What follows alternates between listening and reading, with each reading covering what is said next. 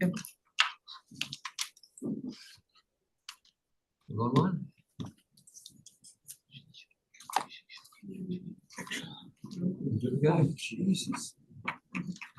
Corridor, no mai, hori mai. Welcome to the morning meeting of council this morning. Look around the room, we have no apologies.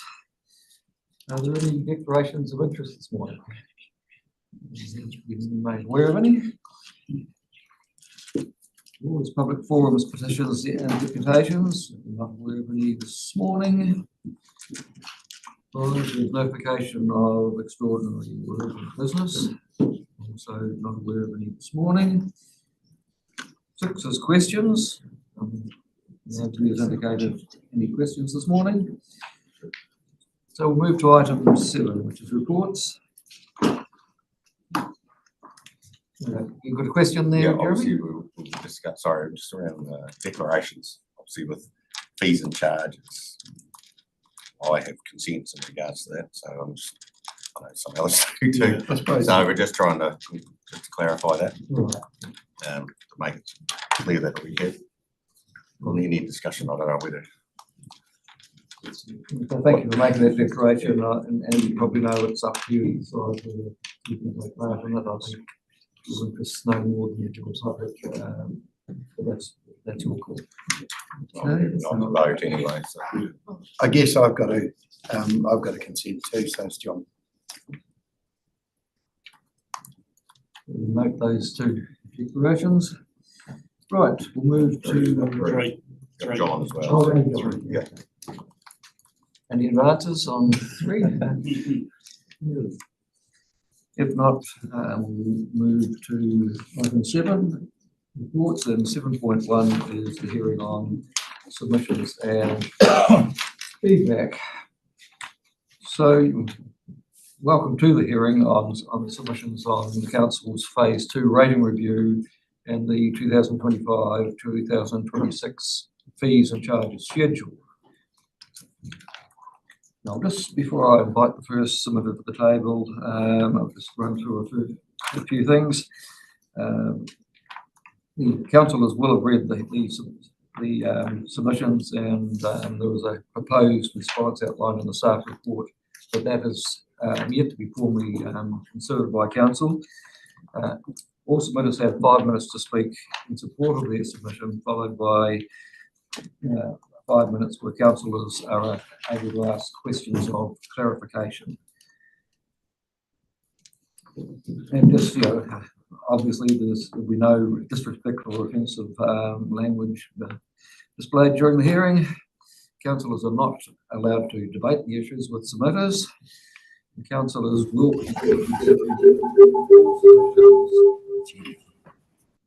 during a deliberation session next week. All submitters will be provided with a written response to their submission in due course.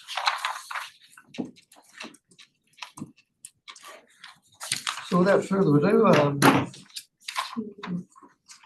Go through the recommendation. Oh, okay. Right, okay. So we'll move to page 5, and we'll just run through those recommendations. Recommended the council resolve to note that a consultative process has been undertaken, submissions have been received on the river management funding review and the 2025-26 fees and charges schedule. Note that informal consultation process has been undertaken and feedback has been received on the 2025 proposed rate increase. And we received submissions and feedback made on the following: river management funding review statement of proposal and associated consultation document. B, the 2026 fees and charges schedule and associated statement of proposal. And C, the proposed 2025 annual rating fees. We agree to accept late submissions received up until the 6th of May. Agree not to receive any further late submissions. We agree that all submitters who wish to be heard on the river management funding review and the statement of proposal and the fees and charges and associated statement of proposal. So do we move them at this stage of it, or do we? We do? just Got them? starting the process. Okay, moved by Jeremy. Seconded, Phil. Any discussion? I will put the recommendation. All in favour will say aye. Okay, without further ado, I'll invite Martin Gledhill to come forward. Welcome, Martin.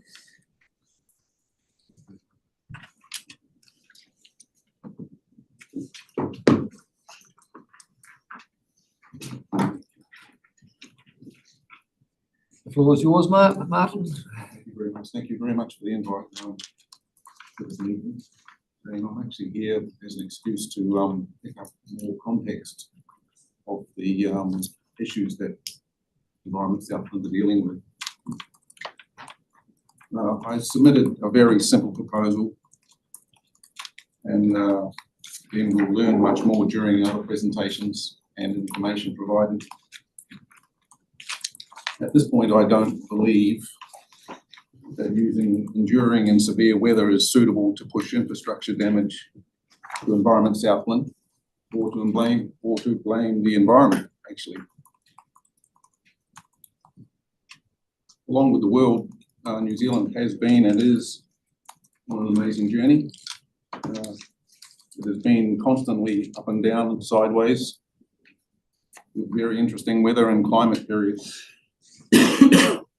Going back 900 years, New Zealand simply absorbs all the weather in the forest, the wetlands and the pristine rivers.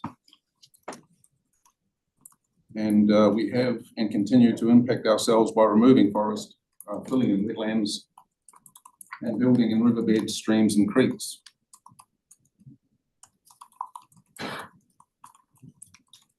Environment Southland, at this point, my understanding, Environment Southland should not be responsible for infrastructure, not the environment, which makes sense. And in particular, what water picks up and carries across the land, along rivers and into the sea.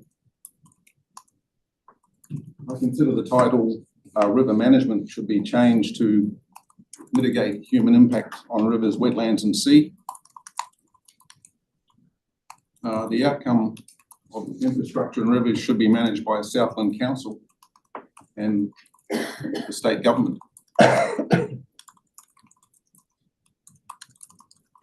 On this basis, I suggest mitigate human impact on river, wetlands and sea should be funded as 20% general rate and 80% targeted catchments, with full focus on environment items to improve New Zealand. I do appreciate that that is a very challenging target, and fundamentally, and I may have it wrong, Environment Southland should not be responsible for infrastructure, construction and maintenance. Thank you, Martin. Are there any questions of clarification for Martin this morning? Jeremy. Yeah, thanks, Martin. Just in regards to the infrastructure, you're saying like the flood banks should be STCs and state government. Obviously, we do get a bit of funding from the government, but it should be actually STCs. Yes. Just make clarifying, not the bridges, but actually all the infrastructure. All infrastructure, everything that's built and maintained should be handled by council and government. Yeah. Okay. Of course, Environment Southland has major inputs into how it's constructed, how it's maintained, but we shouldn't be out there building it. Morris. Yes, thanks very much, Lloyd. In your submission, you say, now with forest removal, the flood peak is much higher as the rain just slips down the grass hills, causing very short-term but high flood heights and rapid water velocity resulting in erosion, etc. Now, do you think that there's anything that we as a council could do to try and repair that damage or reverse that? Is that a role that we should be doing? Are you saying the damage in the rivers or the damage on the land? Well, I'm just quoting your submission. You talk about resulting in erosion infrastructure. You talk about infrastructure and bridge damage, but I'm asking about whether or not we have a role in trying to repair the damage that was done on the land, like the removal of forests, for example, removal of wetlands. Do we have a role in that, do you think? That's a very, as I said, it's a very challenging role because, and I mentioned it further in the paper, that income is a very large impact on New Zealand. Right. And you don't get direct income from forests.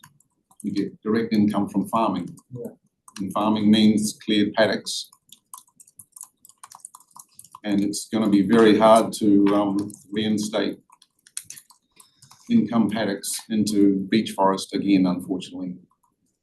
There is some potential option that a lot of the hills that people farm, they don't do anything with particularly, and it's normally too steep. So there's possibilities to start at the top of the mountain and start planting downstream gently.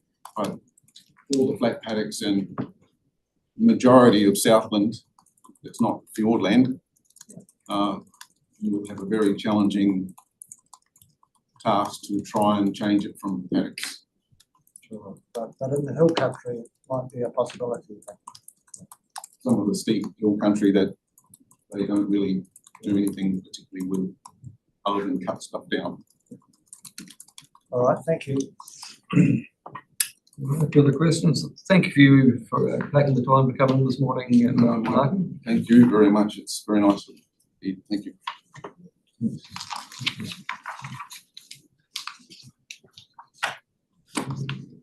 Thank you. Keep going on.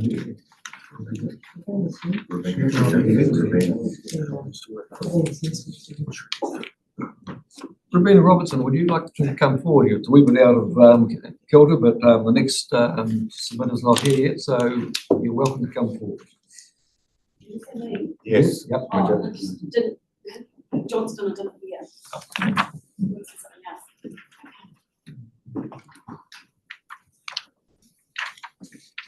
Maybe it'll stop raining by the time I finish.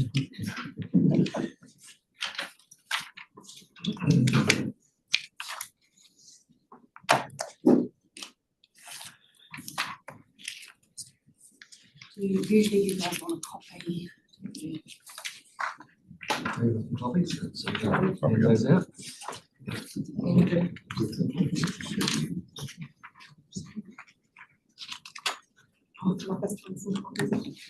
Oh, it's pretty good. We can make sure. Yeah, yeah, yeah.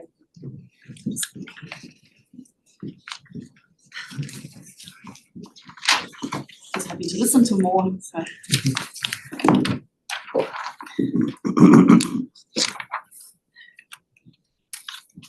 I must say this is a bit more unique, seeing every individual face, so I'm just going to put that down like that.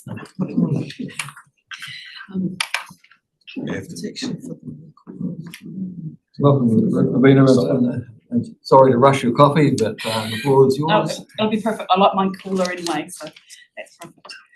Okay, thank you. Good morning, everyone. Thank you for the opportunity to speak. I must actually just put my glasses on. I'm going to struggle in a minute.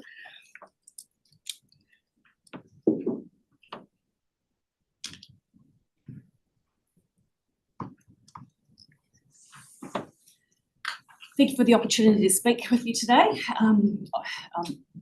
Most of you probably know who I am. I'm Robina Johnson from the Waimeme Ranges that connect 90 degrees to the southern Hokonui syncline. We are 25% in the Gore district, and the remaining part is in the Southland district. We're about 10 to 14 k's away from the urban centre of Gore. We are mostly hill country and farm sheep and beef in a manner that aligns with our values, respecting our biggest asset, the soil. I'm currently in the Gore catchment group, which is a very diverse population. We're not well connected, not a well connected group. We're very diverse because we've got industry, lifestylers and farmers. My future desire though is to join more of a wahine group, especially after the more challenging seasons with sheep and beef. A lot of us women have been supporting our males for quite some time, and we just basically want to there's quite a few of us that would like to sort of support ourselves a lot more so we can have the strength and well-being to go forward. So yeah, we basically focus on holistic outcomes.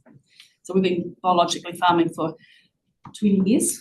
We can't be organic, and that would be probably too restrictive. So biological is becoming sort of a term that's been used again. I see in our regenerative circles as well. We've been contributing to the Waimumu stream river management since purchasing a block of 100 hectares to receivership's land of Solid Energy in 2017, which was leased to a neighbour for dairy grazing Frisians on short leases. We've had an open and frank relationship with contractors who maintain the Waimumu stream and staff, and would like to see more information potentially shared about the conditions of activities and the results. So I find there's not a lot of transparency about this investment, and some of these things, it's a little bit harder to dealing with staff. It's not clear how we can gripe about things as well, constructively, especially with the grant aspects of Environment Southland. I actually support the regional rate. We all benefit from river management, like eroding infrastructure and biodiversity. We all benefit tangibly and intangibly. Changing the boundaries in the catchment rating areas is very sensible and a fair way to future-proof our province, hopefully. Even though this is going to cost me $2,820 more in rates, I've calculated it being as 28.7% increase, just in relation to our 100 hectare block in the Gore district, which aligns with the Waimumu stream. So basically, I feel like we're sharing a really large chunk of the inflation, and we were paying that large chunk, and quite a big substantial increase. My current rates for the Waimumu ground, which is 100% effective ground, is currently $501.28 per 100,000 of the property, which is $16 per 100K. Under the preferred regional rate, or under the preferred regional rate is 645 increase per 100K. So the current rate would be far more beneficial monetary-wise for myself. So with our substantial investment, we would like to see more transparency with this activity to make sure our investment is used wisely. With our regulators, especially in the primary sector, there has been a trust erosion and a breakdown in our territorial authorities, breaking down, not working well together. It seems this may have changed with the new CEO in a neighbouring district. Data sovereignty has recently come up again at the field days in our primary sector. It has always been a concern of mine, data sovereignty. For example, we said to Environment Southland that our HVA, this information basically, if this was to be shared, we have to be notified. Farmers are becoming increasingly concerned with consultation being eroded or ignored, especially when our taxpayer funds contribute towards the benefits of large-scale corporations, and there seems to be a lot of courtship, and basically for the greater benefit of large-scale industry. Water mapping is going to be carried out again, and now more funds are being contributed to the LiDAR mapping. I'd like to see workshops on the benefits of using our beacon information, which I've mentioned before, so that we can get the most value out of our own resources.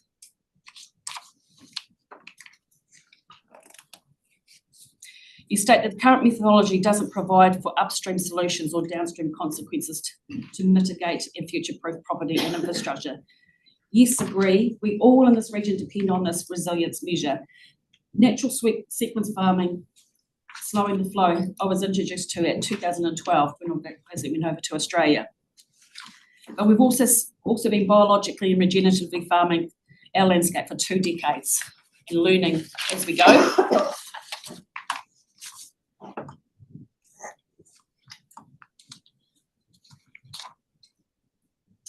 just might just put it there.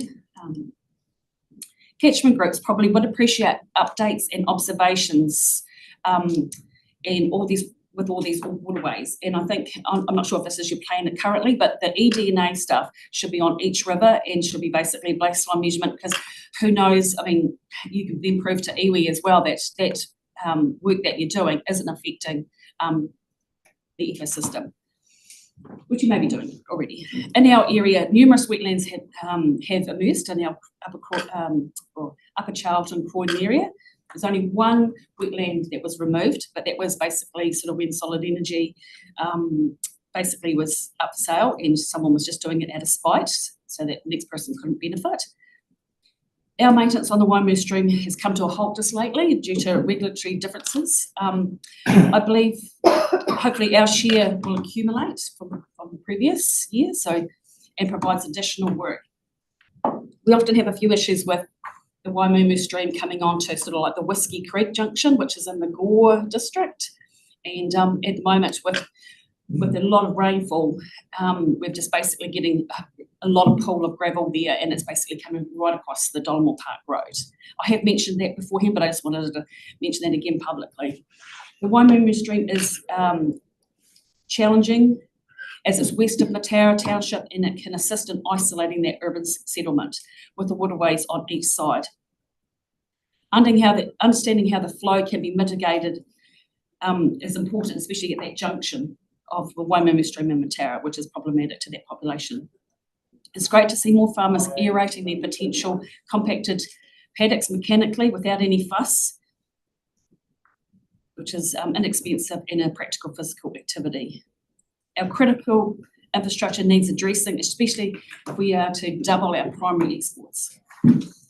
Our roading culverts have been mismanaged for decades, and different councils have passed the buck, and I think it's now with Environment Southland.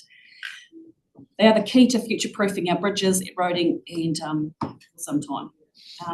Just recently, I've seen on Q&A, Sir Peter Roach, the Commissioner for Public Service, has outlined that in Aotearoa we've been quite dysfunctional with public funds, and we need to gain more efficiencies and be more comparable to our OECD countries. This is alarming. Our productivity is lower than the OECD countries. I contribute to Gore District Council and Southland District rates, and like most of New Zealand, we are starting to talk about our rates being capped. Gore, I believe, has got champagne tastes on a big budget, and that's why we're in that situation currently that we are in. Environment Southland seems to be a lot more prudent with its funds, and I've seen cuts, so I thank you for and appreciate that. There seems to be some discrepancies over the entire motu, though, of New Zealand, with contractors charging 300% plus with contracts. And this is starting to come out more and more now. So I basically stress the fact that we probably should use more local contractors. They're less likely to rip us off because they're local, and if they basically rip us off, then basically that's their future. So I have suggested as well, and I think something might be in the pipelines, more of a quantity surveyor baseline about what costs, and I don't know whether you've got this already, that councils and local government, to work out what is actually medium, high, low to basically costs, because it just seems so overzealous, basically, some of these contractors. In 2023, costs were changing continuously, and businesses said they could only give us a month-by-month price.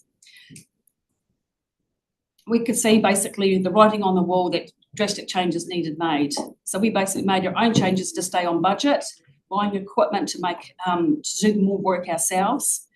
Council's budgets should be no different, and the responsibility to the ratepayers is crucial for future-proofing democracy, and the managers need to be held more account monthly. With rate increases, it has a compounding impact. That's not beneficial for the entire community. Social licence is becoming very fragile for a lot of entities, and adapting sooner than later is easier than by force.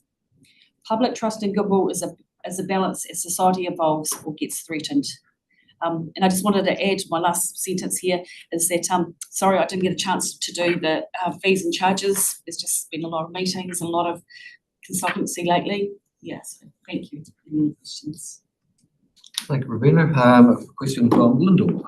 Thanks, Robina, for your thorough analysis. My question really is, you mentioned transparency several times, so I know what I mean by transparency, but I need to be clear about what you're asking as far as the rates and the accountability that you're asked for. What do you actually mean by transparency? Well, there's so many aspects to that. Sort of like when we've had grants in the past, in the end, there should have been sort of like a system where okay, well, what did you learn from this? What problems was there? So that a next project that the parties were doing, basically those could have been avoided. Right, I see. And like, I love watching Environment Southland's meetings. You're always having a lot of chat and you're very informed. So it's a pleasure to watch. The workshops, that's going to be interesting.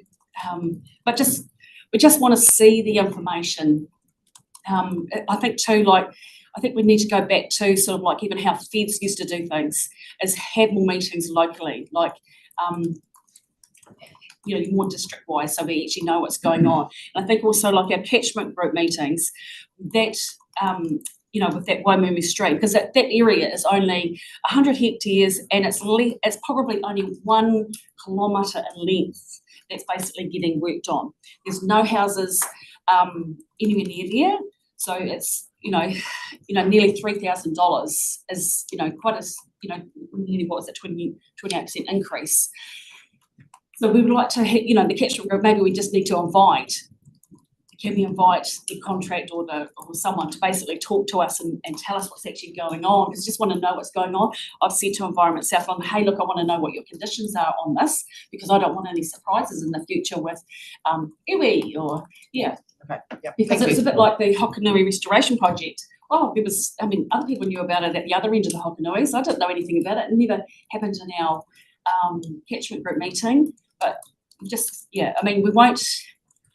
Gore's just gone to I don't know if you've done this, but Gore's just gone to another system called Evolve Technology. I can't see then who basically is voting for what. So what council is going to align with my values is a real worry.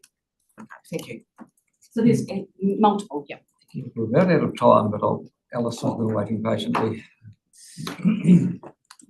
You mentioned also consultation and communication. How do you see that can be improved?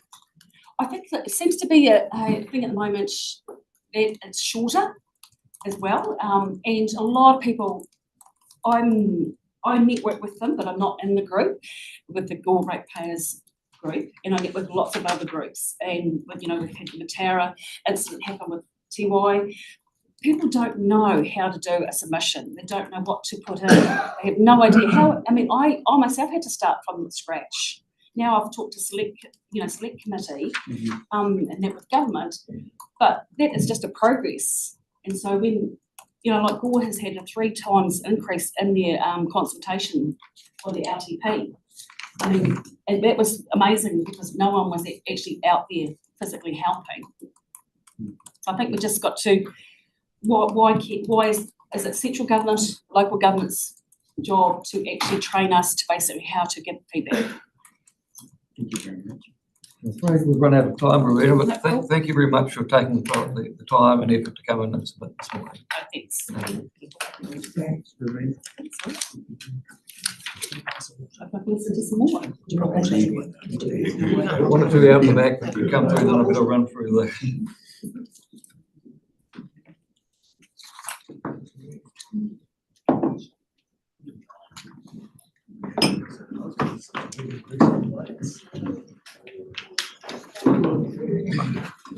She was having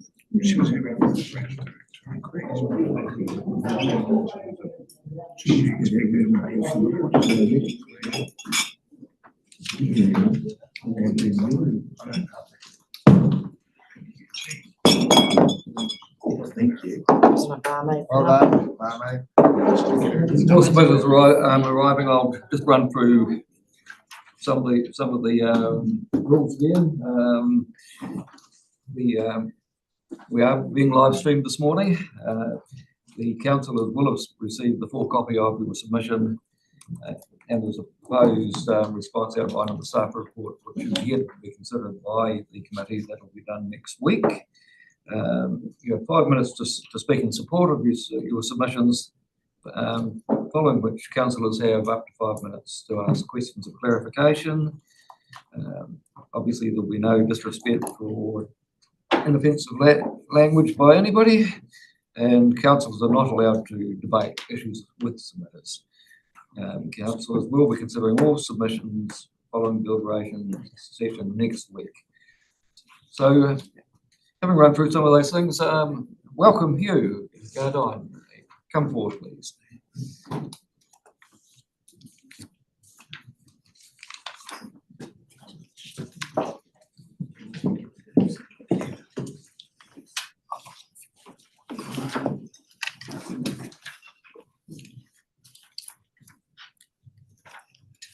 I brought some pictures here to circulate, if that's all right. I'll just send them around and people can, don't want to listen, can look at the pictures.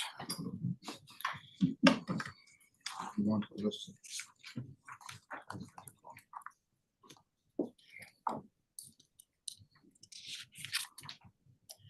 With me today is Josh Cumberland. He's on our executive committee, and he's happy to come and support the submission. The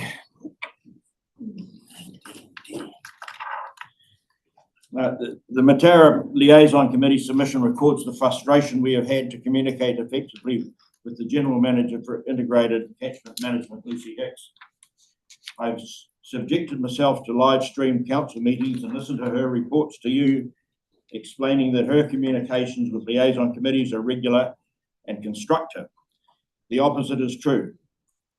My request to her for meetings December, January and February on river works and drainage budgets, the affordability of rates and matters pertinent to the rating review received no response until liaison committee chairmen met themselves on the 14th of March 2025.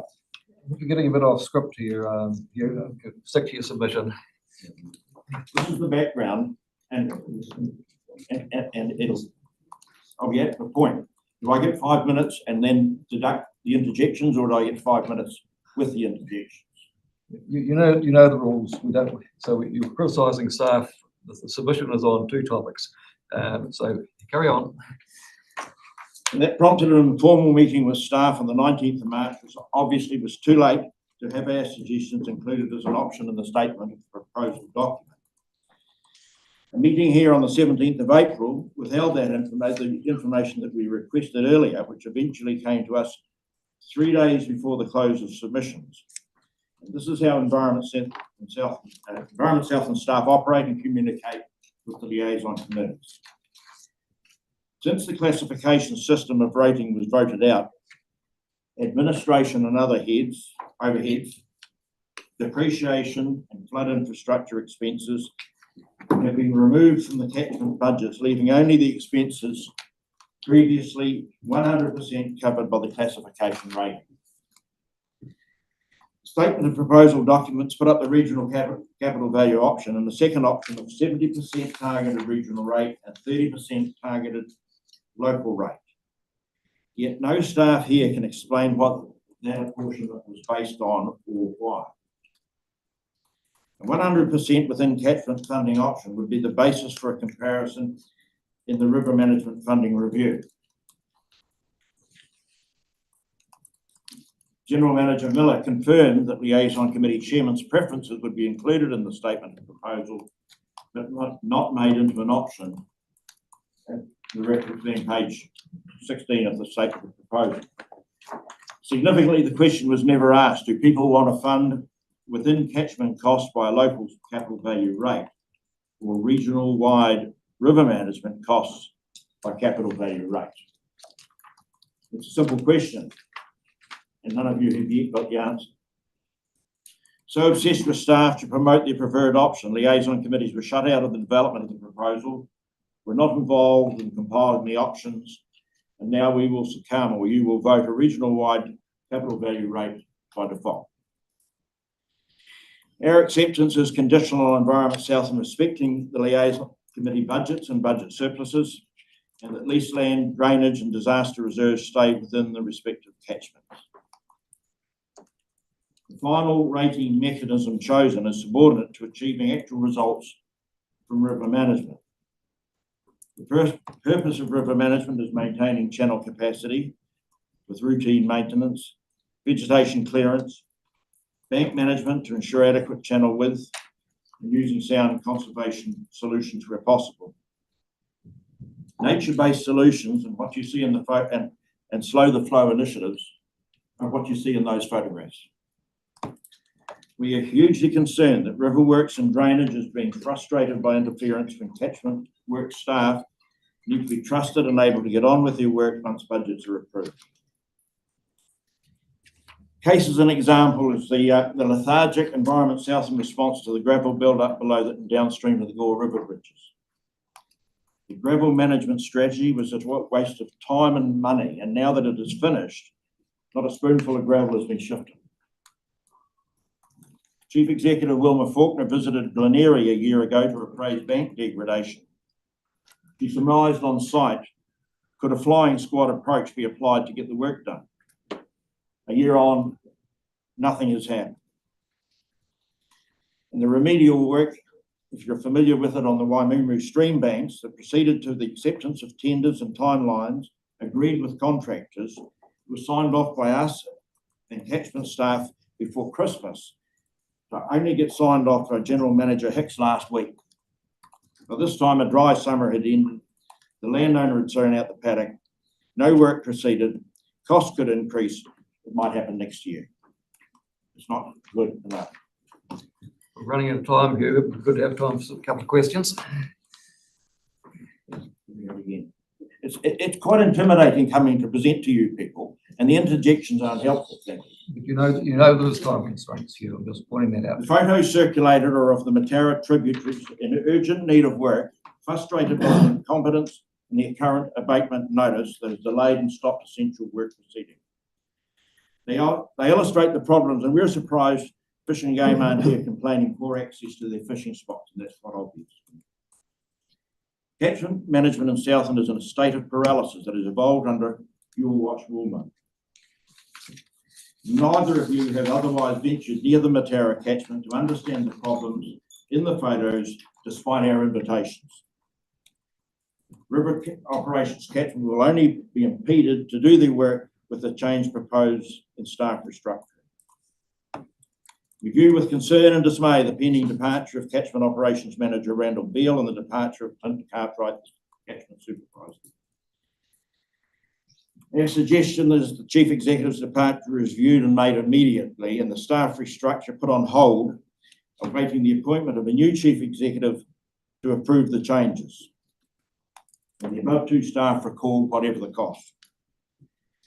Regardless of the option voted, ratepayers we represent are sick and tired of increased rates when there's no tangible commitment by Environment Southland on deferred river management and land loss adjacent to and on their properties. And hence the call in my submission for catchment boards again. Thank you. Thank you. I've got a question from Peter. Yeah, thanks, Mr. Chairman. Thank you for that. I just interesting to pick up on your last idea. You just mentioned re-establishment of catchment boards. What would be your expectations? You obviously put in here increased role for those boards, but what would be a governance structure that you would suggest to be put alongside that would reflect that extra workload, those extra responsibilities? Catchment boards and liaison committees, I think, feel that we're getting pushed into a shoebox to attend to just those matters that are in our budgets. When to your benefit, I think, we need to be able to accommodate a comment on flood management and the use of reserves and a wider sphere of all the areas that are affecting the spend on the river. And I don't think a catchment board structure for the smaller catchments is appropriate, but there's an opportunity to group them together and actually have a catchment board structure so that we aren't pushed into the shoebox and we do have a wider contribution to the discussion. I've got Lyndall and Jeremy in review for time. Yeah, Lyndall. Quick question, thank you, Chairman. Kia ora, Mr. Gardine. Can you just remind me how many active members you've got in your liaison committee and how many ratepayers you represent, please? So we've got a committee of in excess of 30 or 40, I don't know. We've got an executive committee representing them of half a dozen. And we represent people in the Matara catchment. Can you give me a vague idea of how many? Couple of thousand farms. Right, thank you. Jeremy. Yeah, thanks, you. There's lots of points there, but one of the points that I know we've talked about this at other meetings and that, and you can put it in here, is about the services staying within those catchments. That's one of your transparency around that is really important, as in any of the carryover budgets, money that's not being used if we went down a different system. Just with the CLC budgets, you agree the services and the catchment budgets. I just want to clarify that's what one of the big things you want to see and have a written agreement there.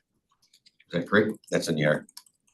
That was only part of it. I mean, But that is an important part. I mean, there is a lot to it, but that's an important part though too for yourselves. That the money raised in those areas stays in those areas.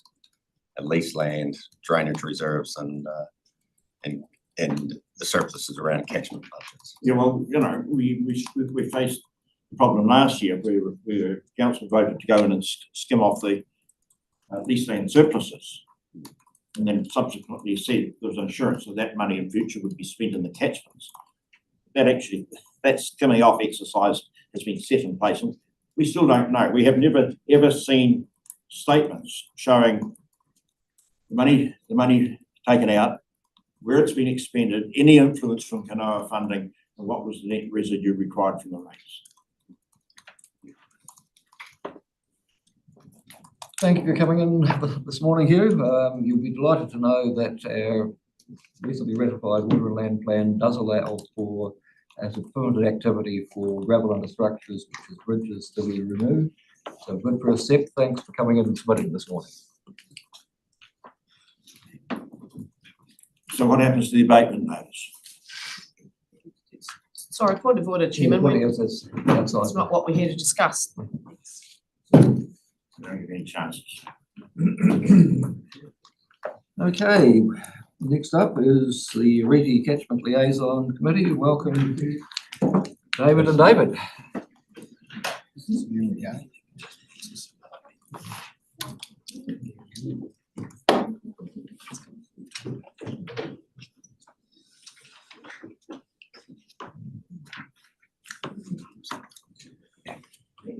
Okay, well, thank you for the opportunity. David Rose, Dave Marshall, co-chairs of the Reti Catchment Liaison Committee. Before I start with our submission, I would like to put right some of the claims on page 7 of the hearing report. A bit like you, it actually talks about some of your consultation at our liaison committee meetings. Just like to say that no, when we had our AGM, there was nothing to be said.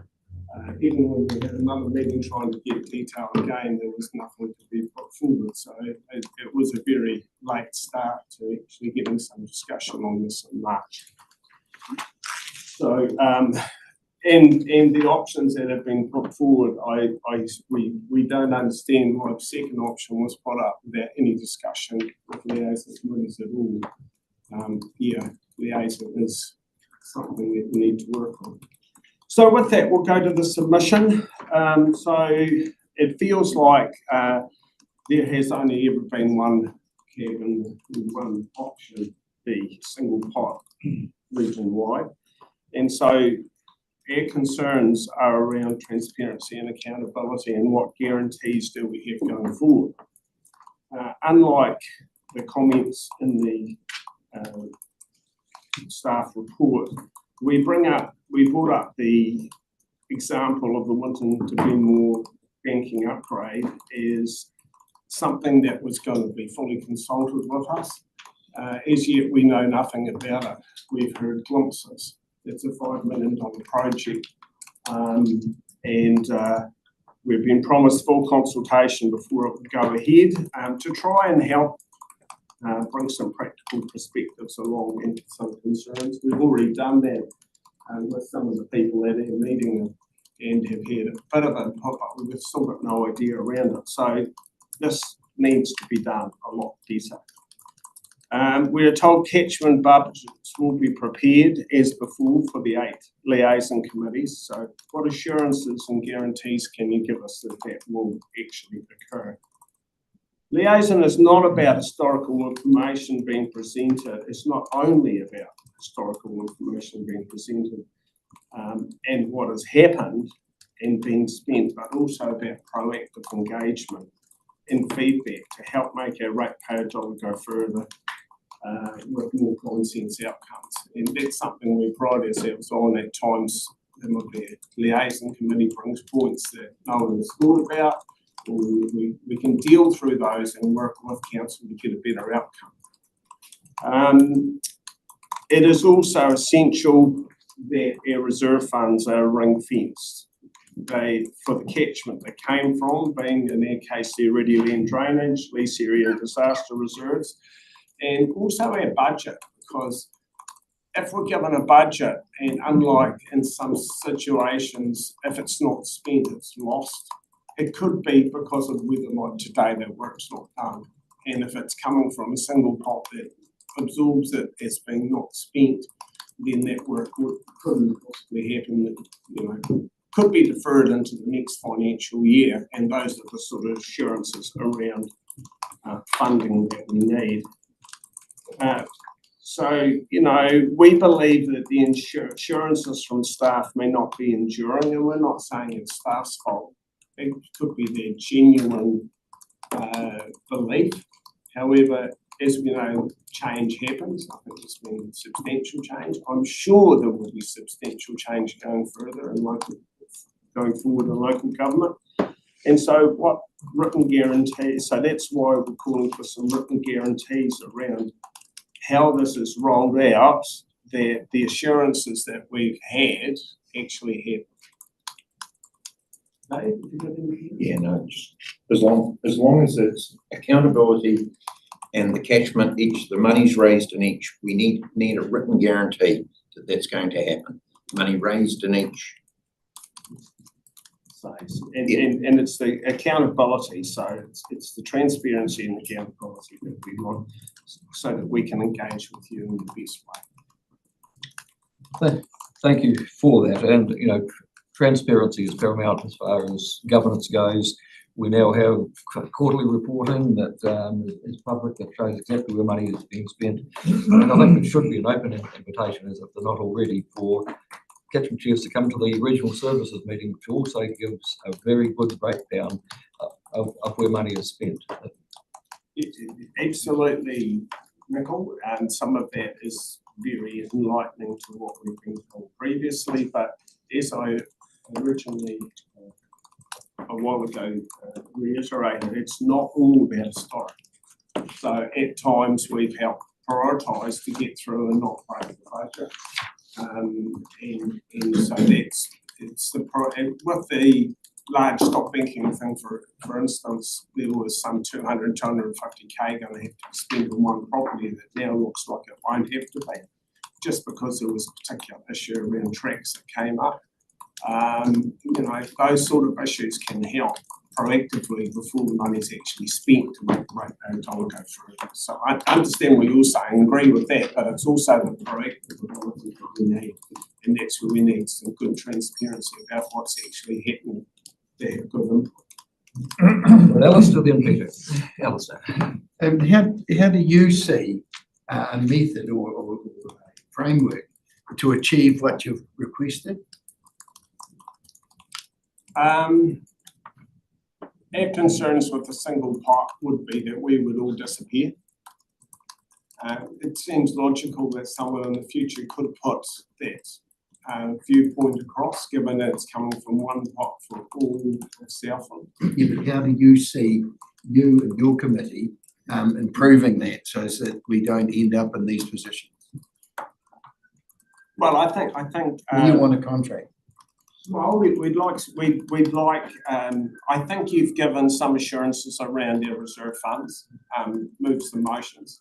We'd like the same sort of thing around us still being here, that we're gonna get our budgets, that our money is where it is, and that we have proactive input, accountability and transparency, so that we can go back and say, well, you promised us that, this is all we're asking for. Because at times, getting information has been very difficult, and even prior to our AGM in November, it was only when we got behind the numbers that we saw a whole lot of issues. Peter? Thank you. You mentioned transparency quite a lot, and it's also talked about the the project, which is regionally significant, isn't it? Yes, it is. So how would you like to see that? Would a timeline with milestones around that project, would that satisfy you and the committee? Would that be a start? I'm just making a suggestion here. Well, yeah, I understand that. I guess we were sort of promised that we would have full consultation and presentation, and we haven't had a proper presentation about what it's about. We have heard there's tenders out to cut soil there. We've heard it's sort of almost secondhand that the banks will be no higher. We don't know whether the soil is going to be cut into the whole bank or parts of the bank. We've had assurances that it's going to deal with some of the major defects in that area. One of our main concerns in this whole process is that in the next 4 years, liaison budgets are flat. Bare boards got 10% over 4 years in total, and that a lot of money is going to be spent on these infrastructure projects. We don't want that to be at the detriment of major defects that need fixed.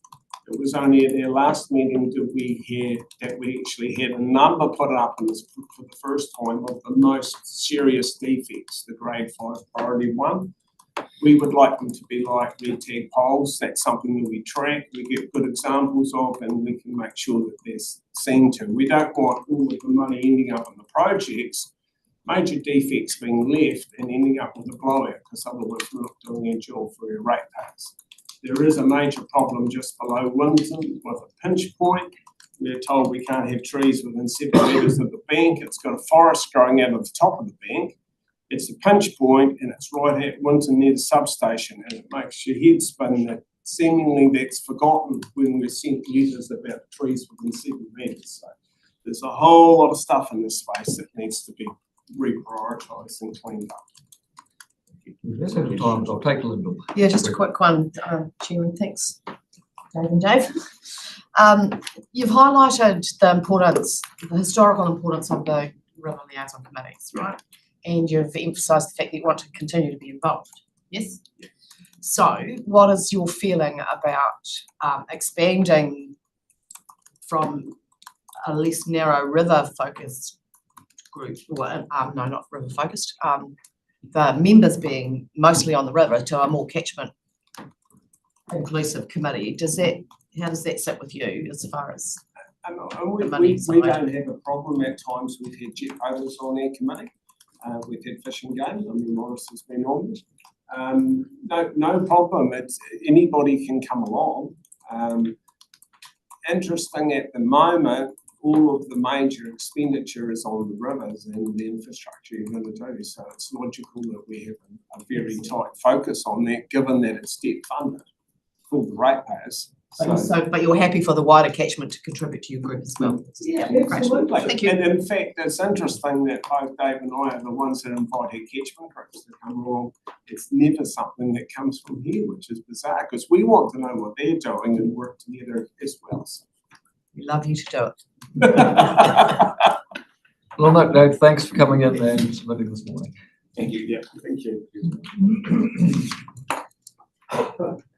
Okay, before morning tea, we have Louise O'Callaghan. Louise, would you like to come forward? Welcome.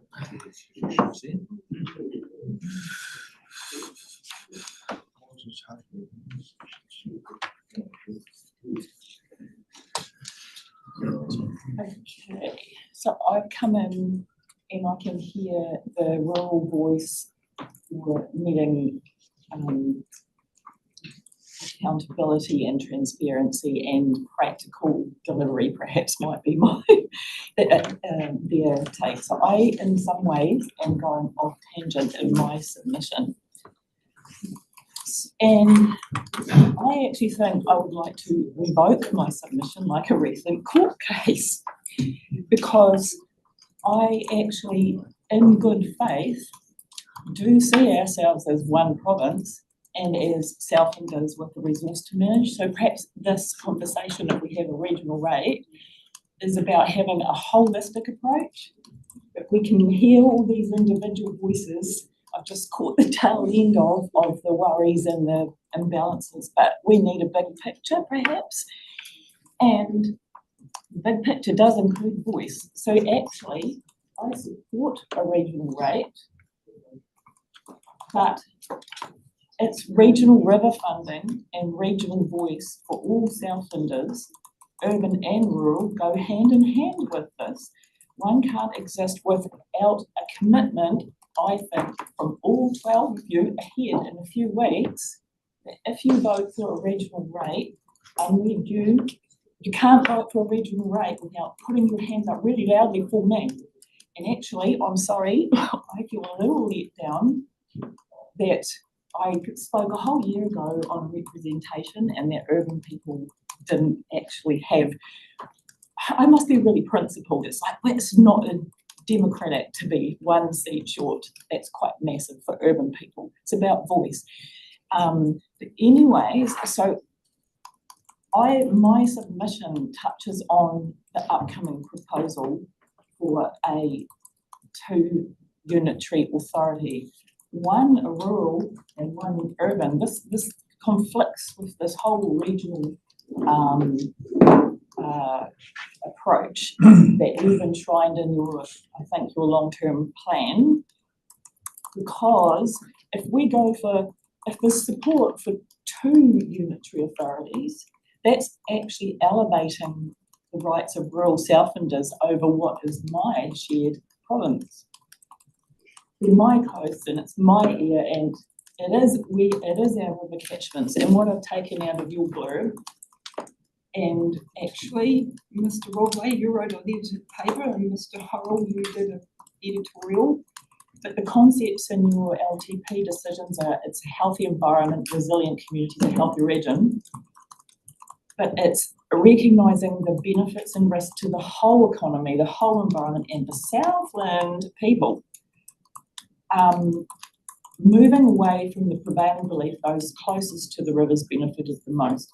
So you've got things like our roading and rail networks key to our province, and integrated catchment management approach reflects a mountains to the sea philosophy that Southland ratepayers benefit from this type of approach economically, socially and culturally, and a healthy environment benefits us all.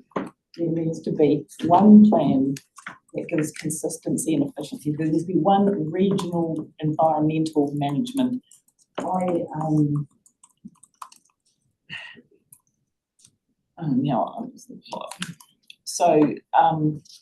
I've actually got 12 copies of a letter after I walked out of the representation review, August last year, the 28th, for some odd reason in my life. I just did it, and I wrote an email to Mr. Scott encapsulating my beliefs about his proposals, and I'm just gonna, can I hand them out?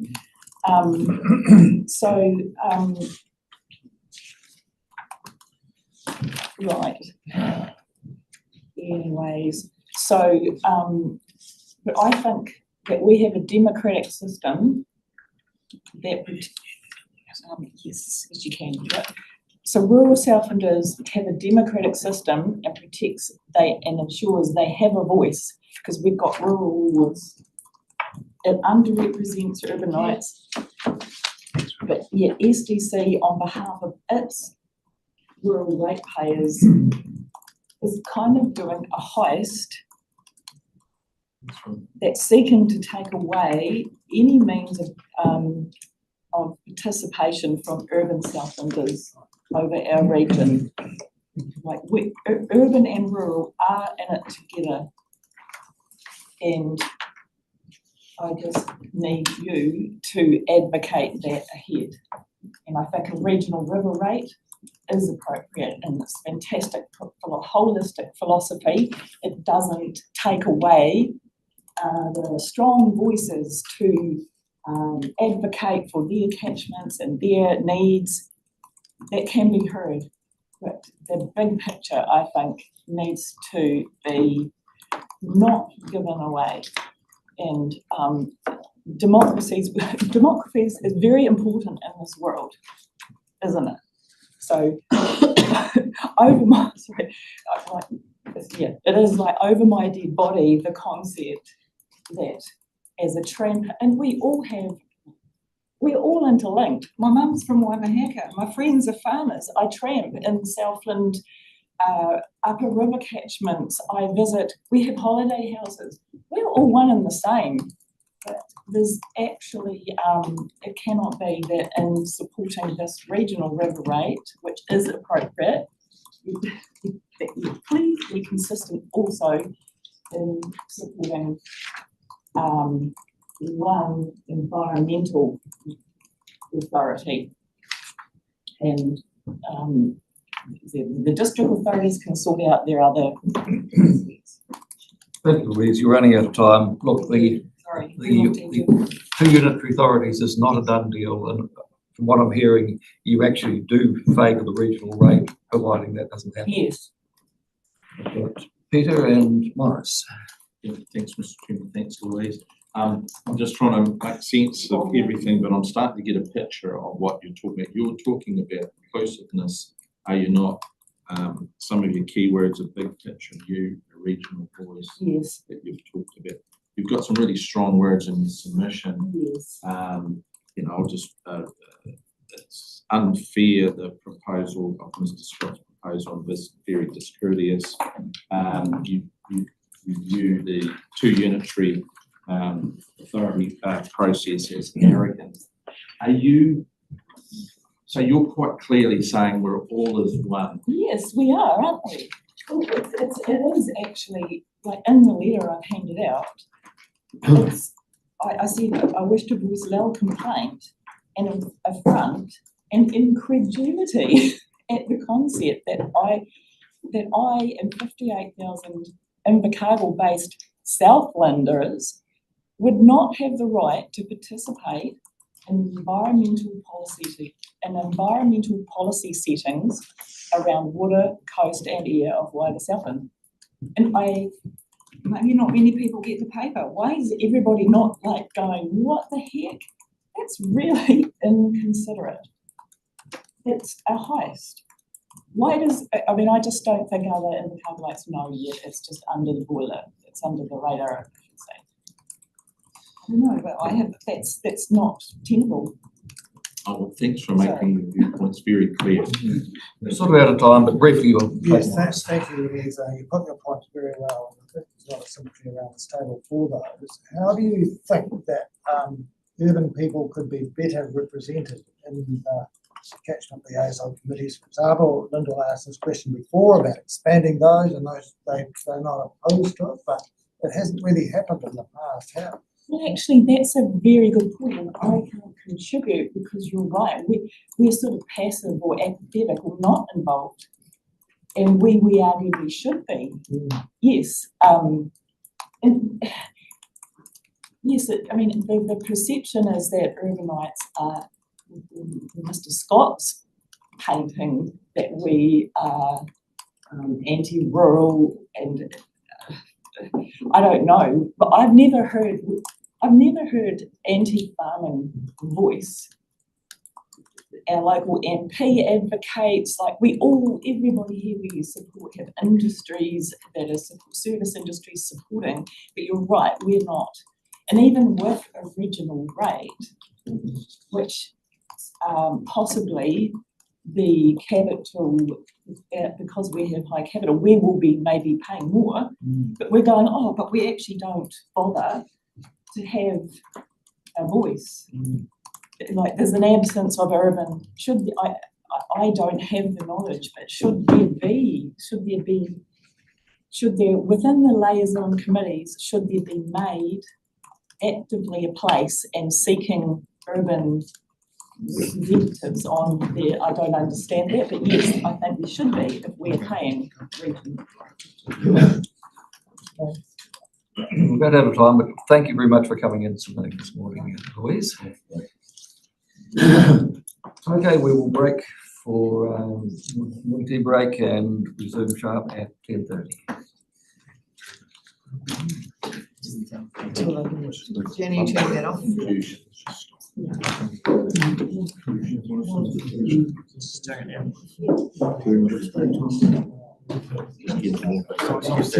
Anybody.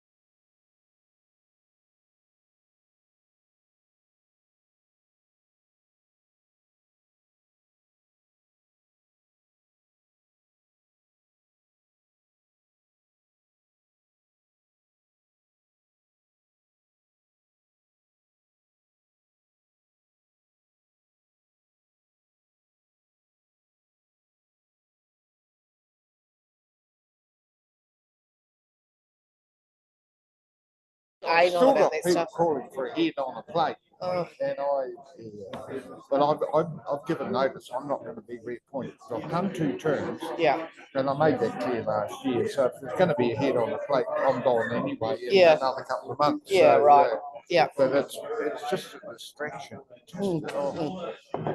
So, but, yeah.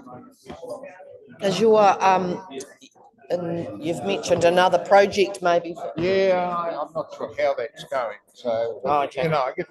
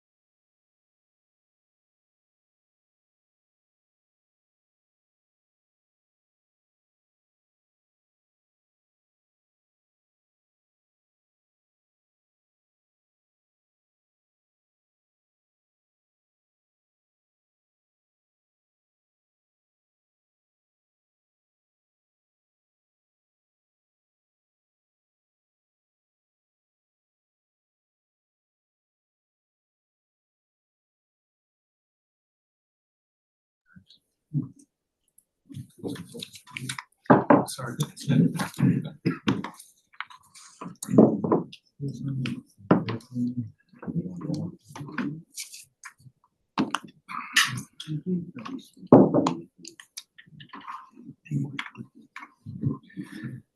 Welcome back to the hearing of submissions on the council's phase 2 rating review and the 2025-26 fees and charges schedule. We'll jump forward here and take Lloyd McCallum. We've got a little bit of a gap before Federated Partners. So just pointing out that councillors have received a full copy of any submissions. 10 minutes, hopefully leaving some time for questions of clarification. I think you sort of know the rules. Welcome, Lloyd. The floor is yours. No, it's strange to be back in the same room I spent 9 years on. I probably look at things now from being an outsider and a ratepayer, and what you see as councillors and what I see as a ratepayer is sometimes quite different. The first comment I want to make is that you actually asked for some comment on the annual plan, but you only gave a paragraph of commentary, and I couldn't find the annual plan because you haven't actually presented it to the public. So I can't see whether your costs have gone up or down. I can't see whether your restructuring costs are actually embedded in there and where the hell they're shown. I can't see whether debt's gone up and down. I can't see your FTEs. I can't see any major projects. So when you ask for a comment on 8.8% rate increase, I have no basis to actually give a comment other than to say, why is it above the rate of inflation? Well, you may not see that, but that's what I submitted in my return as requested by yourselves. Moving on to the fees and charges. The main point here is that other fees and charges, actual cost plus or a cost take regime. In other words, what makes them up? And as an example, if you fly over a dairy farm, you're charging the same as if you come onto the farm and actually have a personalised visit with one or two staff members.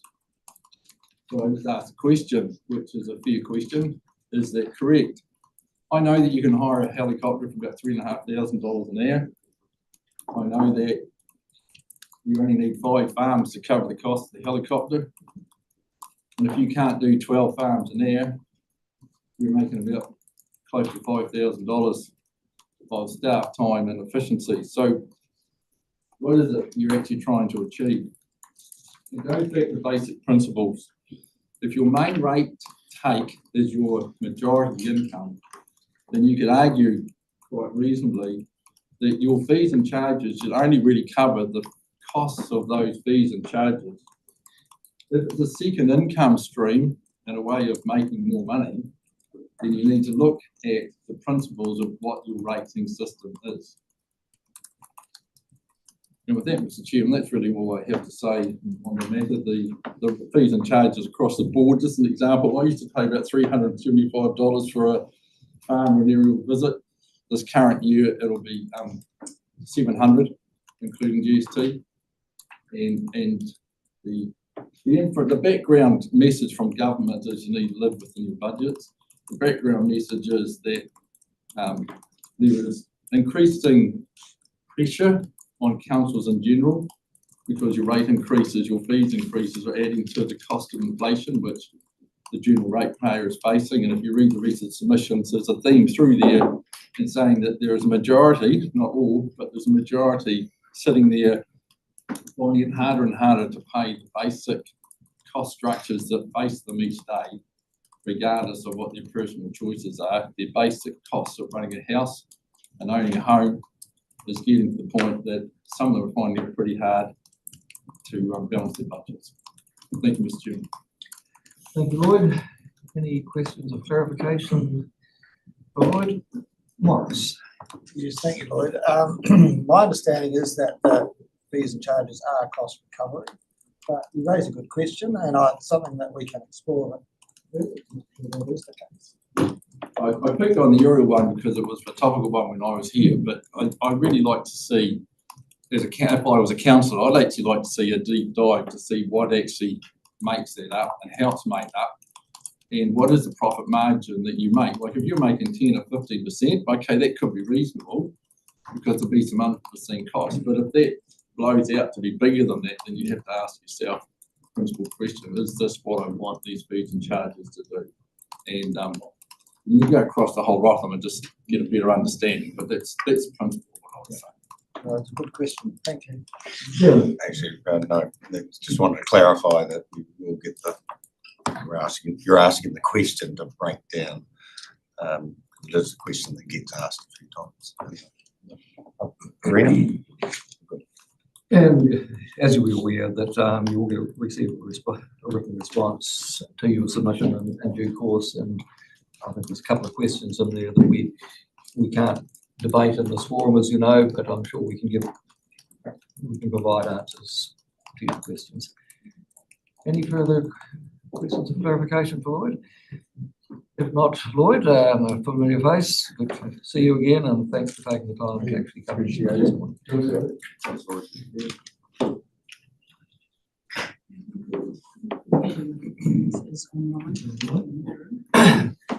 Well, next up is Federated Farmers. I understand that somebody online there at the moment. Is Eleanor online?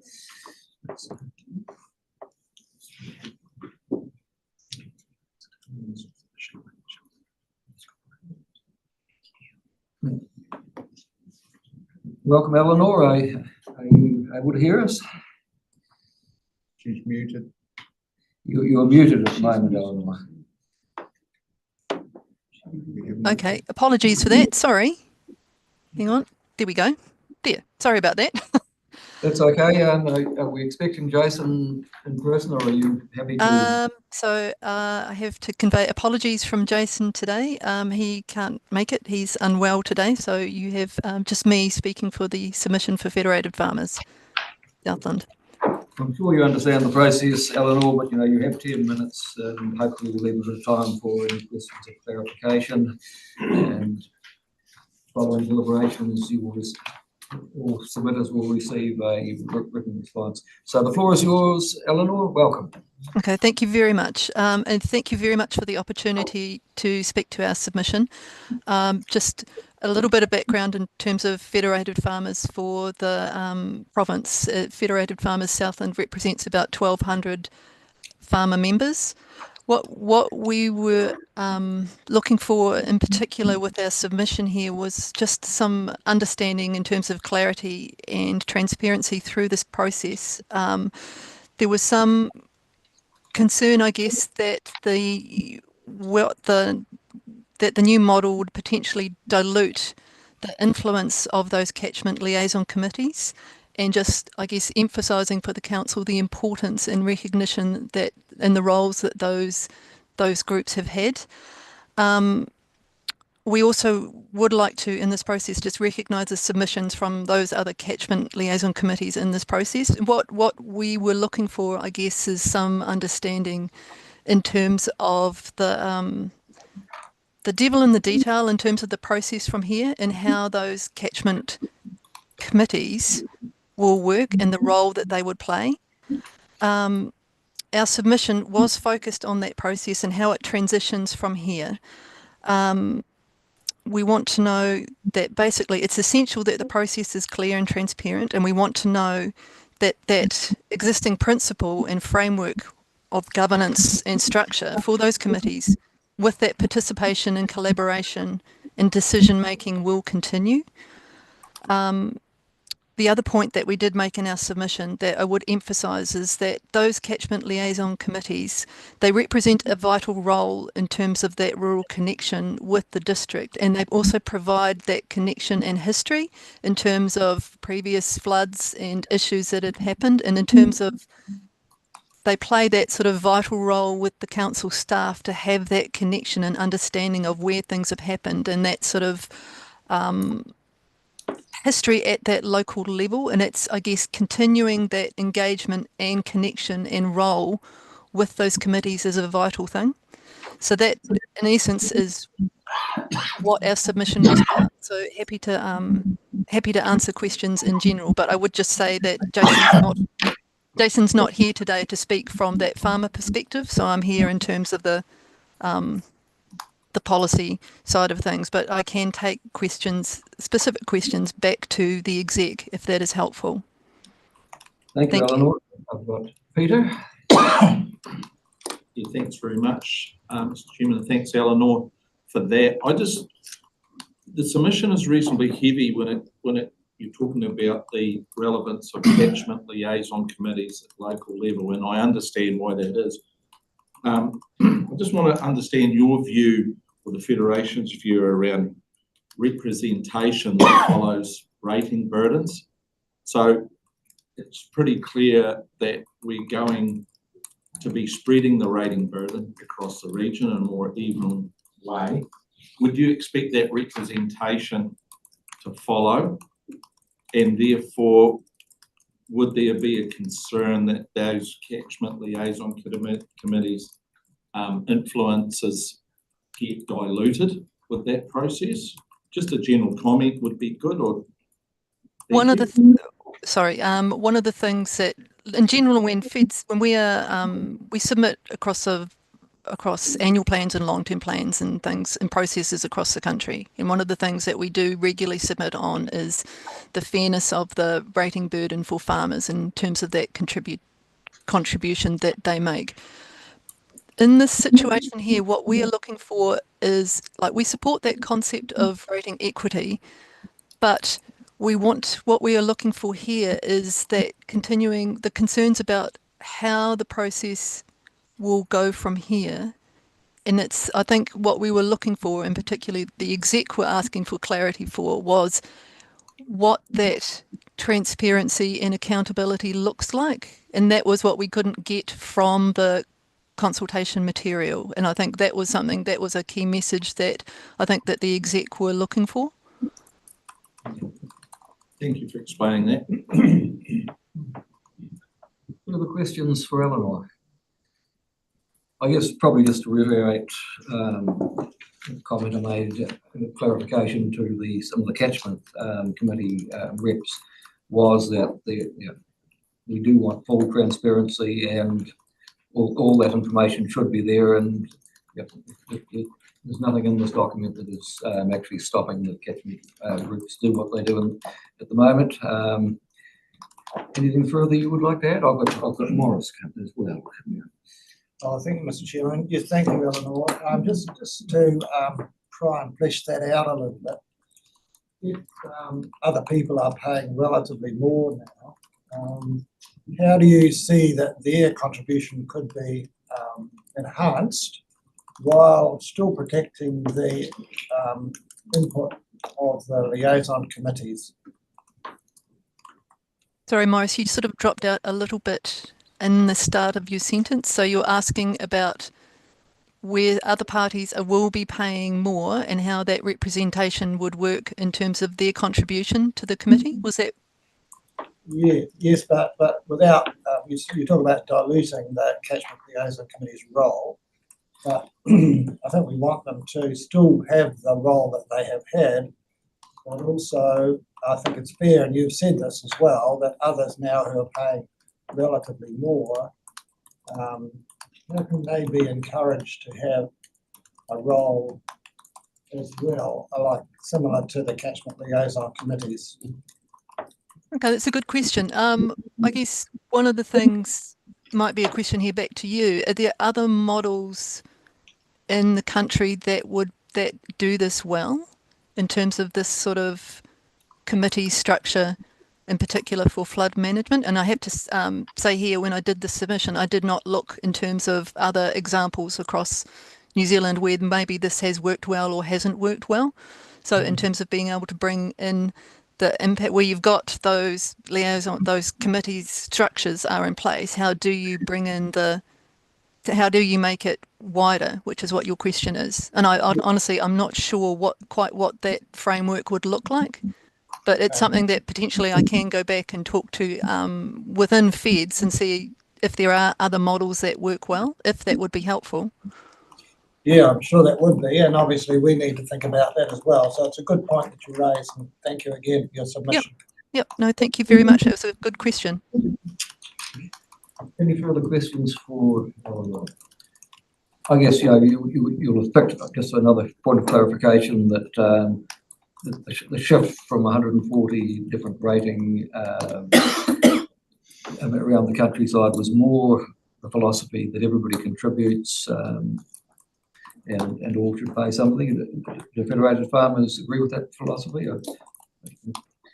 Usually, I mean, like I said before, usually when we are submitting in generally that we understand in principle that you're trying to simplify the system and make it a cleaner and easier process.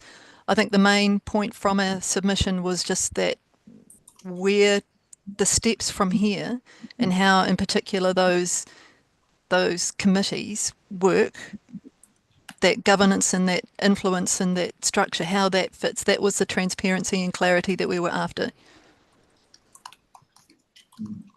Thank you, Rick, for submitting this morning, and hopefully we can perhaps see if all submitters get a response, and we'll try and cover some of those questions in that response. So thank you for coming in this morning. Cool. Thank you very much for the opportunity. Thank you.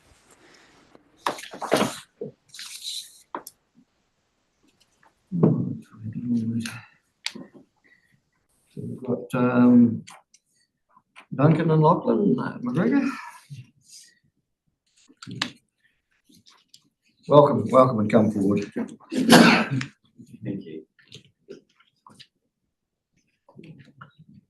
So you've got 10 minutes and hopefully some time for questions of clarification, but I think you're probably in the back when we read about before, so you'll hand over to you. The floor is yours. Thank you, Chairman, councillors and staff. This is Duncan McGregor, Doyle Richardson that helped us write the submission. I'm lucky and I work in the very concrete that Winton and Lansing together. And we affect our gravel of the Mariki and the Whitestone rivers. Our rivers have always had a fee, whatever it was called, monitoring or royalty fee. It's been 40 cents for many, many years. In recent times, it has doubled. In our submission, we have suggested ways for Environment Southland to alter the current proposal to make it fair. Having a fee on a fee seems wrong to us. The new proposal has questions we're asking ourselves.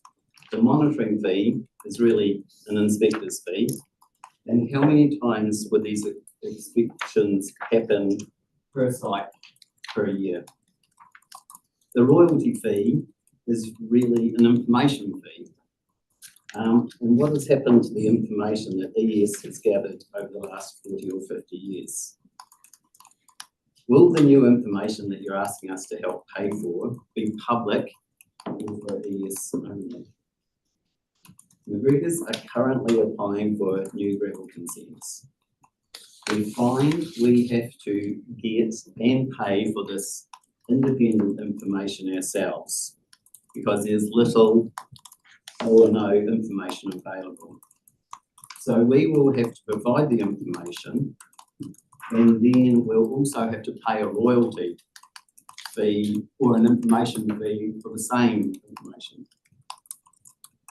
McGregor's will also be working with Environment Southland catchment team to remove gravel in appropriate flood risk areas. This is beneficial to the wider community and the catchment. This common benefit should also be reflected in the royalty fees we pay. Gravel extraction is one of your best tools for flood protection. We also note that the fee increases coincide with Environment Southland changing from the catchment team doing the monitoring of our rivers, changing across to the compliance team. We look back to what the catchment team did. They would visit and monitor our sites multiple times a year when they were in the area anyway, doing other work. So you can see the cost savings there. The catchment team would let us know when we're going well. We'll give practical suggestions on how to improve. This system worked. ES have changed away from the successful catchment team model. Now ES compliance are doing the monitoring of our rivers. This new model seems to be over-complex, inefficient, and expensive, and does not produce any more environmental benefits. ES is going through a restructure. Now is the time to look back at what was working.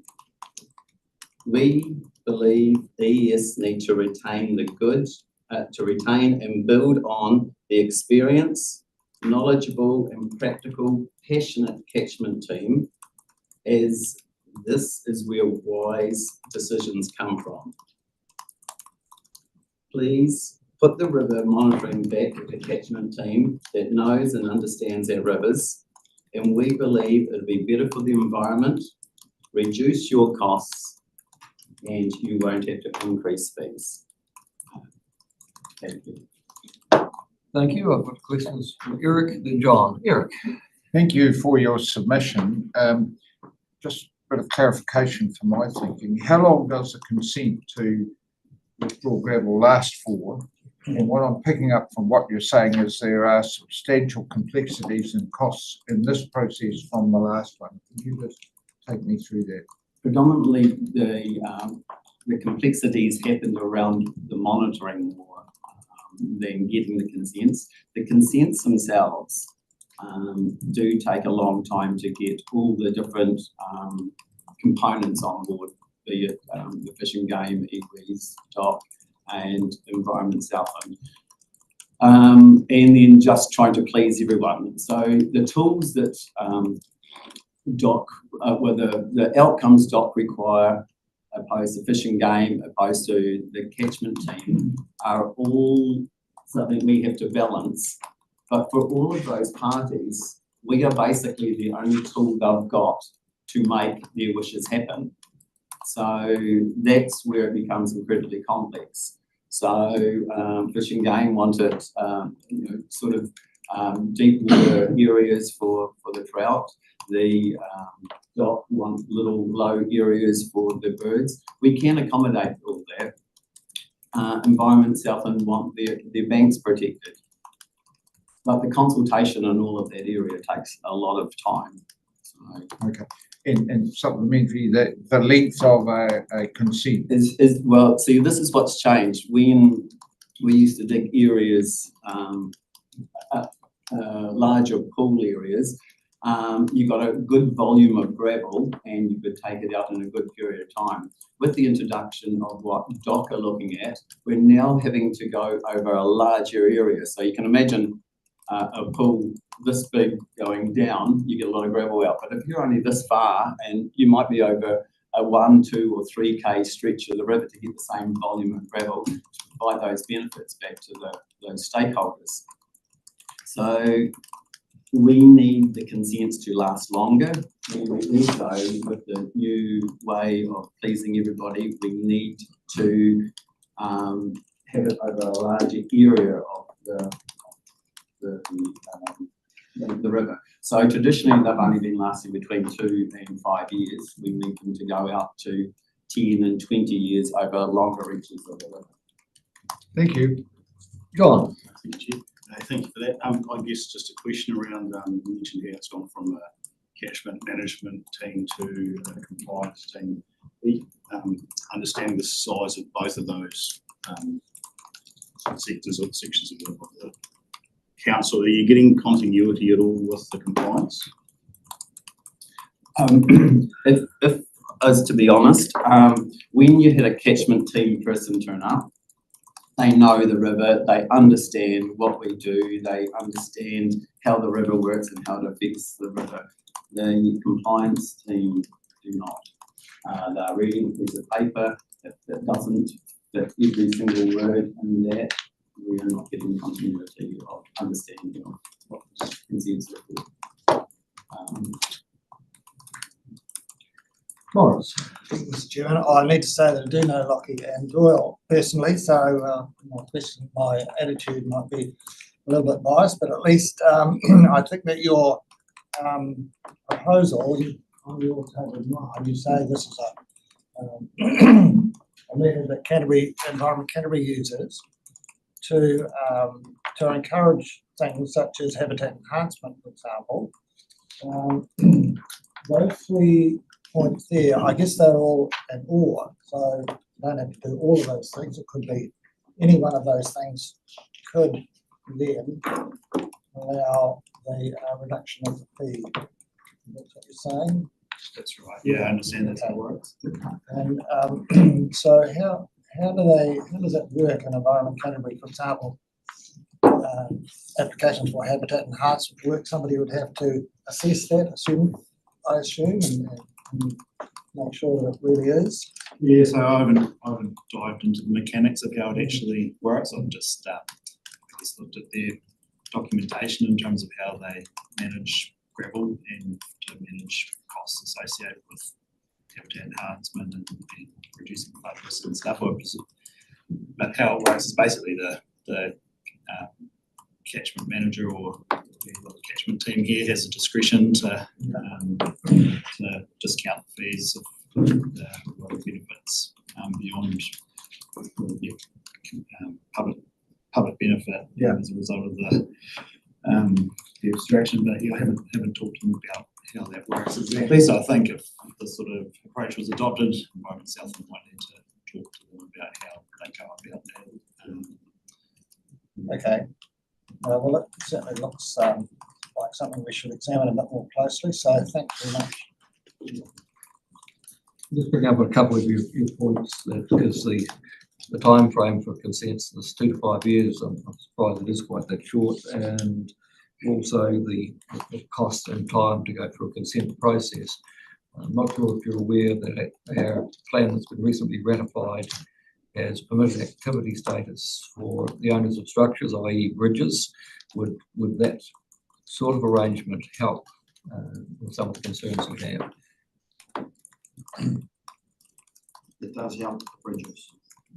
where it used to be 50 metres below the Marara Bridge to 50 above, which would be a kilometre each side, basically, to protect that structure, because it's still, the gravel built up there is higher than what it was after you took the last gravel out, so it needs to be adopted. We're not here to rape and pillage, to get stuff out, to keep our communities safe as well as we get the use of it. Jeremy. Thank you, Chair. Just a quick one in regards to the consenting process. Have the work, the trials on the upper Emma, where you have cleared, your team, that have done some trials clearing the sediment, working with stock and fish and game, and seeing the evidence of those things. Has that made understanding or a bit more trust in the system, working through the consents with those stakeholders? It's definitely altered the way that our new consents are going through. And from that information, we're looking at putting that across the Origi and Whitestone as well. But it's back to that, we need to be over larger areas and following that same systems of making the traditional habitat areas, putting the rivers back the way they were. So yes, it's helped. For the questions, we're now about out of time. Look, thank you for coming in this morning, and you will receive a written response once we've gone through the deliberation process. So thank you for presenting this morning. Can I have 1 minute, Nicole? A bit of statistics for the councillors here. New Zealand is the 3rd biggest consumer of gravel, ag and sand per population in the world. Canada's number 1, China's number 2, and New Zealand's number 3. But we are the biggest user of aggregates per person per population in the world. So every person uses about 1 kg of gravel, ag and sand each per hour of their lives. So no one else in the world does that. So there's something to so it is important. And the only other commodity is higher than that is water. So Thrown it at the neighbours. okay.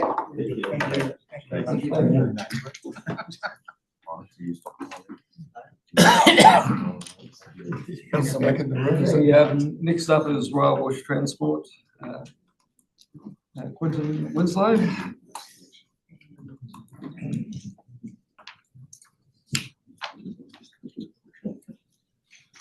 Welcome, Quentin, and I think you've probably heard the diatribe before that you've got 10 minutes. So hopefully you'll have some available for questions. So the floor is yours. Welcome. Thank you. I'll also hear a floor who's been working alongside us as well. Good morning. I'm Quentin Winslow, Manager in Contracting and Demolition at Royal Bush. Royal Bush is a locally owned contracting transport company established in 1951. Currently we employ 50 staff. Our services range from livestock and bulk cartage, civil and rural contracting, as well as demolition. As part of our contracting operation, we operate 2 quarries, with one being located on the Origi River directly north of the Invercargill Water Treatment Plant. Rivers like the Origi used to be braided and cover a wide area, but with the installation of flood banks, this has changed, and from that point on, these rivers require specific management to ensure they behave as we intended them to. Royal Bush are currently applying for a consent to assist with river management. This process to date has taken 5 years. Within our consent submission, we have an agreed approach with DOC, Fish and Game, Forest and Bird, and local iwi, and the Environment Southland Catchment team to manage the build-up of material within the riverbed for a stretch of approximately 2 kilometres. This will see the removal of material within the riverbed to a specified level, creating a wider flow path and substantially increasing the river's capacity within the section. Removal will be on an as-required basis with the aim of sustainably managing the section of river to assist in mitigating flood events. The Environment Southland Catchment team has advised they would like to have gravel removed over this stretch of river, but hasn't done so due to the difficulty of obtaining consent. This is where Royal Bush stepped in and began working through this process. In putting together this consent, there have been significant costs. To date, we have spent over $50,000 on consultants, trials relating to the process of removing the built-up material, and staff time. In the removal of the material, there are also significant costs in complying with the proposed consent conditions. These include surveying, record keeping, water quality monitoring, and environment southland monitoring. In addition to this, there are the actual costs to remove material and operating plant and equipment. In conjunction with the removal of gravel, we envisage there to be a substantial quantity of waste material that will also require removal from the riverbed and disposed on land adjacent to the river, such as topsoil and unsuitable material to be processed. The removal of material will benefit Environment Southland and the wider community and assist in protecting assets both publicly and privately owned. We've requested a discount on the gravel monitoring fees and charges recently, as the upfront costs are substantial, and we believe river management is of shared interest to us as a business, but also the Environment Southland team and public. Council has so far declined the request as they have advised that they don't have discretion to do this. Currently, other authorities such as Environment Canterbury waive and discount fees when gravel extraction is provided for flood benefits. And it would be helpful if Environment Southland had discretion to do the same. This encourages working together to achieve common goals. The fees and charges schedule, section 5.9, table 9, gravel, sets out the cost for monitoring and administration charges based on the volume of gravel extracted. We request flexibility be added to this charge. During the submission process, we have had the ability to review McGregor Concrete's proposal regarding the waiver of fees based on the wording of Environment Canterbury, and we agree this should be inserted into the fees and charges schedule. Should the table not be altered, it could make the removal of built-up material and flood mitigation within the riverbed uneconomic. Gravel extraction is one of the key components in ensuring our rivers are well managed into the future. This will assist in mitigating flood events and provide security for public and private assets for future generations. We must ensure our approach is considered and flexible. Thank you for that presentation. John. Yeah, thanks for that. Just drawing the correlation between river approach and supporting flood protection. And I guess the question I have, and you don't have to answer it because of commercial sensitivities, but there must be a per dollar per metre price that most contractors work on for removing gravel. And I just wonder if that number may help council understand that the cost of having to actually handle that material if we end up with a product that's not suitable for contractors and then it becomes a ratepayer burden. Yeah, obviously don't want to talk to specific dollars, but currently we've got a 25-year consent adjacent to the river to extract material, and based on basically charging the fees and the way it's sort of looking at the moment, it's cheaper to remove the gravel from outside the riverbed. So we've got to continue to do that as opposed to remove this material. Paul. Thank you for your submission. With regards to removing gravel outside of riverbeds, is a consent process easier to do that than it is within the river channel? Yes, would be my high level overview, probably something to all speak to. Yeah, I actually haven't actually done that, so I'm not too sure what I guess would be. No, I've just noticed it at a few other areas where there's gravel extraction happening within the river, but also outside of the river.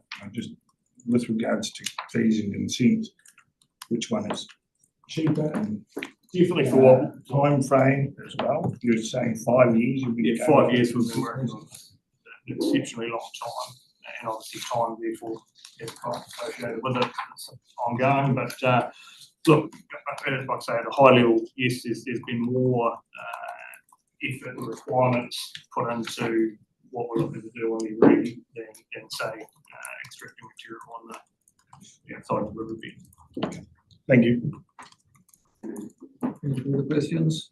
If not, look, thanks for coming in this morning, and once we've deliberated, you will get a written response to your submission. So you've raised some interesting points here today that we can't debate, but we will respond to you in due course. So thank you for presenting this morning. Thank you. Okay, Alex Hartman. Maybe just sit down, Chair. Chairman. Oh. Somebody just zipped out the door, so maybe that was.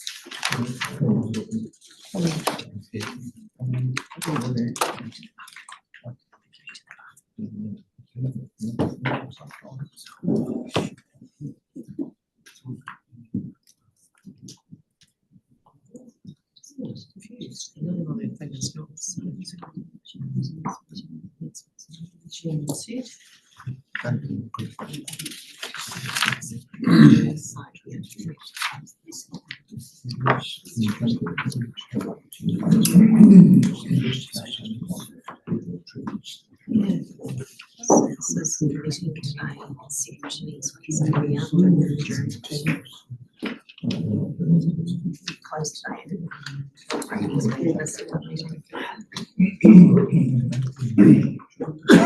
Welcome.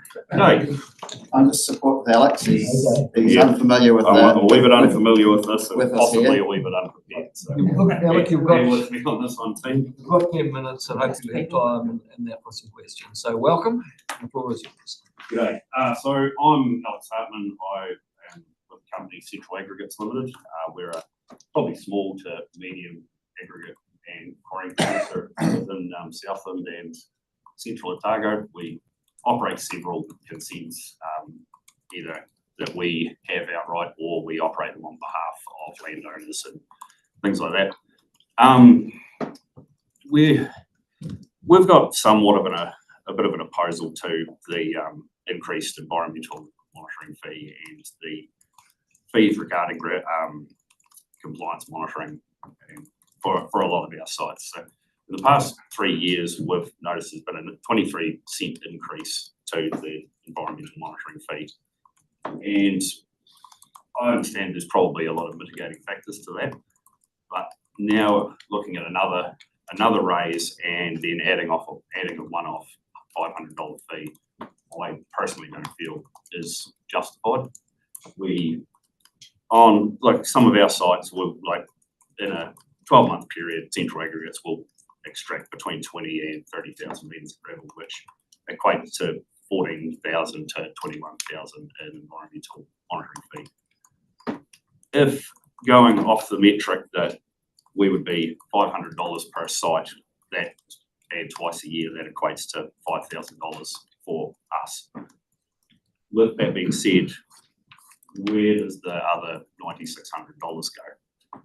And is that not enough to cover any cost overruns that are incurred within the compliance monitoring? My suggestion is that for say low volume sites under 1,000 metres a year, that there should be a compliance monitoring fee imposed on them.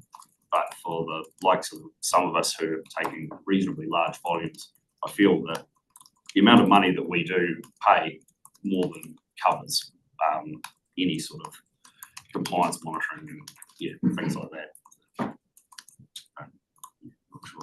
That's pretty spot on. Yeah, Same feelings. Yeah. Alistair, so you're suggesting going back to the 40 cents per cubic metre?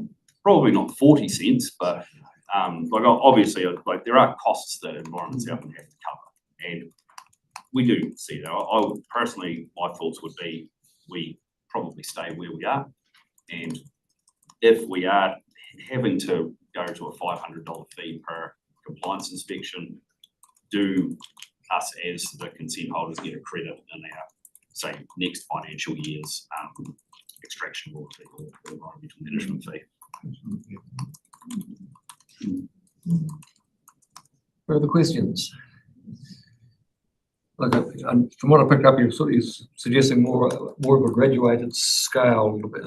Yeah. Fee charge. Yeah, because I do understand that like there's sites that over say the life of the consent may only produce 1,000 to 5,000 metres of gravel. That there isn't going to cover ES's costs. So maybe for those sites, yes, they are liable to a fee. But for those of us that do extract large amounts, is that fee justified? Yeah, just trying to get my head around this. So you've talked about multiple sites. Are they all river extraction or are they? Yeah, so Yes. there's no Yes. sort of dry sites. But No. They're all associated with River Express. They're all, yeah. Thank yeah, you. Yep, Yep. yep, and they're all within the floodway, so they all are. Yep, thank you. consents, yep. Morris. Oh, thank you. So just reading your submission here, with the monitoring fee going from 73 cents per cubic metre to 84 cents per cubic metre, that not so much of a concern as the additional $500 inspection fee, is that right? Yeah, my personal feelings is it's essentially a tax on a tax. Yeah. Yeah, yeah. Okay, all right, no, that's good, thanks very much. Any further questions? If not, thanks for coming in and presenting. No worries. Once we've deliberated, you will get a written response to your submissions. So thank you very much. Okay, Jeremy, did you? Just quite a quick, can I just ask a quick question? Just in regards, all the 5 consents that you have, let's just read through, just to clarify, are in one company, once? Yes, so.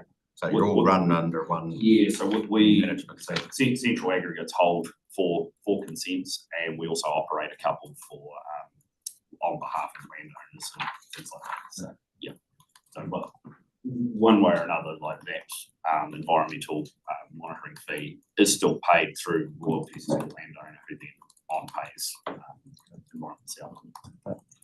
Thanks. Thank you very much.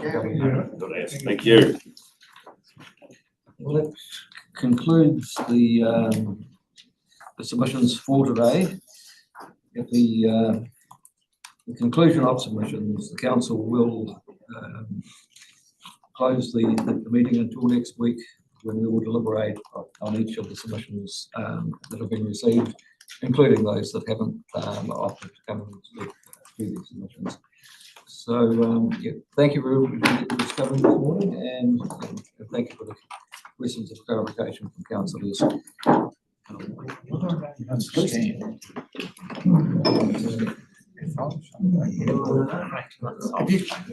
you got a hand up?